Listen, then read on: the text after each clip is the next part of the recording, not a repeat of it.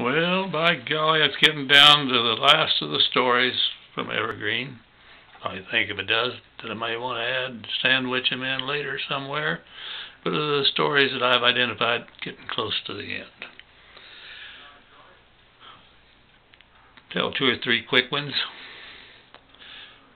One time, one of the teachers came in and said, "Have you seen so-and-so today?" And I said, "No."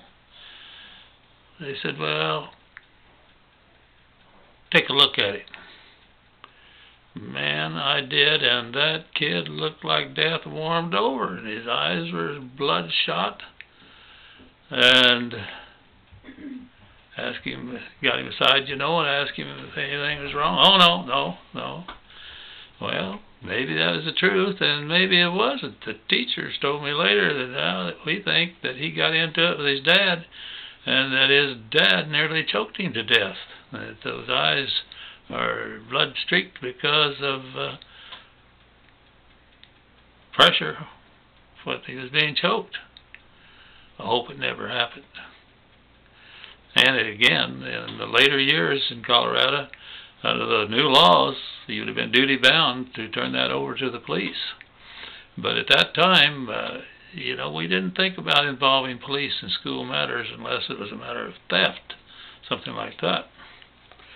We had another case, entirely unrelated, where a young lady in the school that was very successful as a student, one of our star athletes in the intramural program, multi-talented young lady from a good family.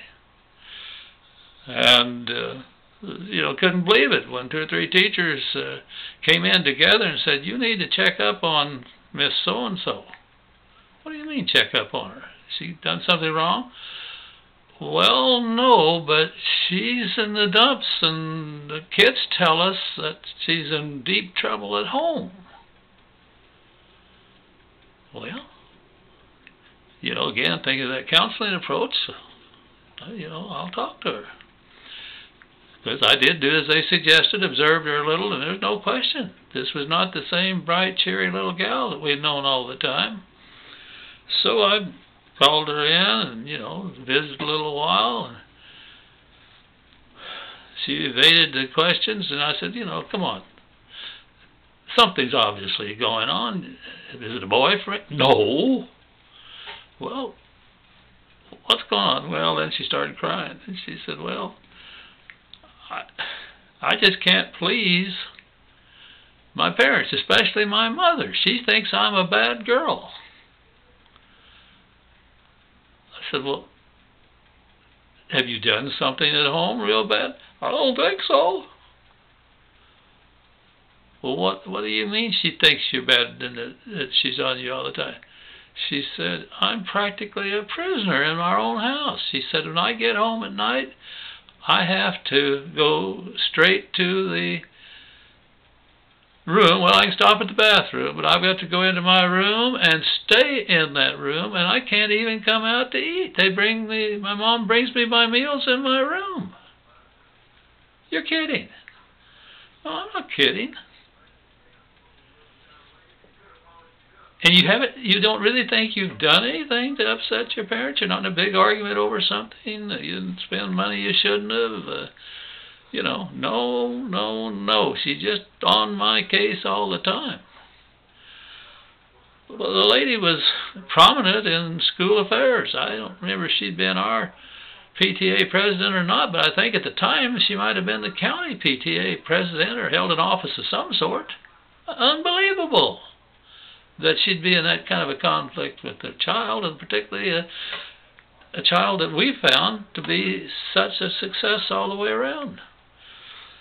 So I talked to the lady teachers that had been concerned about her, and they probably knew all that before I talked to her.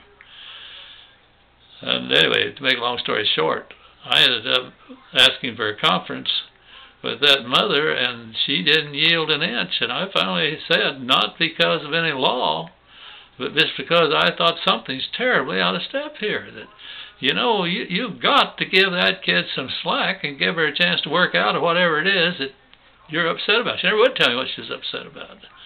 And I said, if you don't, you know, I don't know who, but I think maybe we're going to have to involve somebody else to look into this, because she is never anything but a Class A student here at school, and it's terrible to think of her being treated the way she says she's being treated, and you haven't disputed that that's how you're treating her.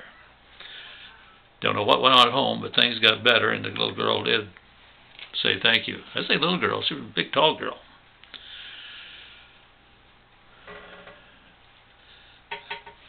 I liked to fish and wasn't much of a fisherman. The fish had to be pretty thick for me to catch them.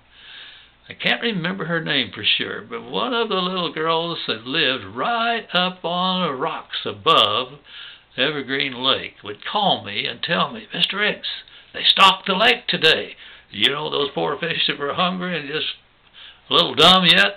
By golly, I'd go down and catch fish every time, as she told me. Mr. Ricks, they've stocked the fish. I appreciate that very much, young lady, if you're out there, and thank you. I can see your face. Can't call your name.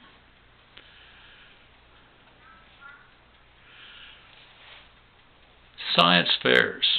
I made the mistake as a principal. I never should have agreed to be one of the judges, to be a judge at a science fair. And when they gave the prize to a kid that I pointed out that no way did that kid build the equipment that he used in that test, in that science experiment. And to give him the prize when obviously his father, who works at Martin Marietta, machined some of the material that was used in that process, I just don't think he deserves the first prize. He got it anyway. You know what? Over the years, I was asked many times, will you be a judge at a science fair? Not me. It's not my thing. I will not do that. Great kids. Great time in our lives. Great community. Be a few more stories on Evergreen, and then we'll wrap it up and move down the line.